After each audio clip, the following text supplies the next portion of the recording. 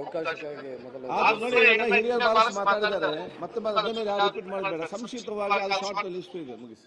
5 ನಿಮಿಷ. ಮಾನ್ಯ ಸಭಾಧ್ಯಕ್ಷರೇ, ಉತ್ತರ ಕರ್ನಾಟಕದ ಅಭಿವೃದ್ಧಿ ವಿಚಾರವಾಗಿ ಹಲವಾರು ಮಾನ್ಯ ಸದಸ್ಯರು ತಮ್ಮ ಗಮನ ಸೆಳೆಯುವಂತಹ ಕೆಲಸವನ್ನು ಮಾಡಿದ್ದಕ್ಕಾಗಿ ಎಲ್ಲರಿಗೂ ಅಭಿನಂದನೆಯನ್ನು ಸಲ್ಲಿಸ್ತೇನೆ.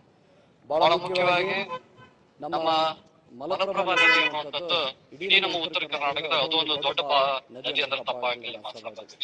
ಅದಕ್ಕೆ ಬಹಳ ಮುಖ್ಯವಾಗಿ ನಮಗೆ ಬೇಕಾಗಿದ್ದು ನಮ್ಮ ಭಾಗದಲ್ಲಿ ಅಂದ್ರೆ ನಾವು ಟೇಲ್ಯಾಂಡ್ ಅಲ್ಲಿ ಇರುವಂತದ್ದು ನಮಗೆ ನೀರಾವರಿಯ ವ್ಯವಸ್ಥೆ ಎಲ್ಲಾ ರೀತಿ ಮಾಡಿಕೊಡುವಂತ ವ್ಯವಸ್ಥೆಯನ್ನ ಹಿಂದಿನಿಂದನೂ ಬಂದಂತದ್ದು. ಆ ಕೆನಾಲ್ಗಳಾಗ್ಲಿ, ದೊಡ್ಡ ದೊಡ್ಡ ಕೆನಾಲ್ಗಳಾಗಿರ್ಬೋದು, ಡಿಸ್ಟ್ರಿಬ್ಯೂಷನ್ ಕೆನಾಲ್ಗಳು ಎಲ್ಲಾ ಇದಾವೆ. ನದಿಯ ಹರಿಯುವಂತ ಪಾತ್ರನೂ ನಾವು ನೋಡ್ತೀವಿ. ಆದ್ರೆ ಬಹಳ ಮುಖ್ಯವಾಗಿ ಅದಕ್ಕೆ ನೀರ್ ಬೇಕಾಗುತ್ತೆ ಮಾನ್ಯ. ಯಾಕಂದ್ರೆ ನಮಗೆ ನೀರಿನ ಅವಶ್ಯಕತೆ ಬಹಳ ಇರೋದ್ರಿಂದ ಈ ಸಂದರ್ಭದಲ್ಲಿ ಆ ವಿಚಾರವನ್ನ ತಮ್ಮ ವ್ಯಕ್ತ ಮಾಡಕ್ಕೆ ಪ್ರಯತ್ನ ಮಾಡ್ತಿರೋದು. ಒಂದು ಕಳಸಾ ಬಂಡೂರಿ ಅಂತ ವಿಚಾರವನ್ನ ಸದನದಲ್ಲಿ ಬಹಳ ಜನ ಪ್ರಸ್ತಾಪ ಮಾಡಿದ್ದಾರೆ ಮಾನ್ಯ ಅಧ್ಯಕ್ಷರು.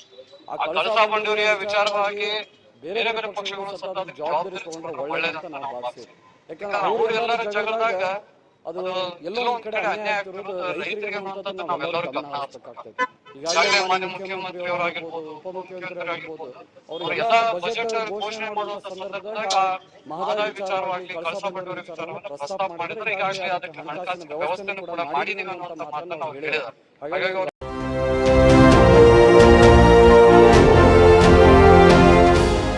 ಚಾಣಕ್ಯನ ಛಲ, ಜನರ ಪರ, ಸದಾ ಶುದ್ಧ ಸುದ್ದಿಗಳೊಂದಿಗೆ ನಿಮ್ಮ ಚಾಣಕ್ಯ ನ್ಯೂಸ್.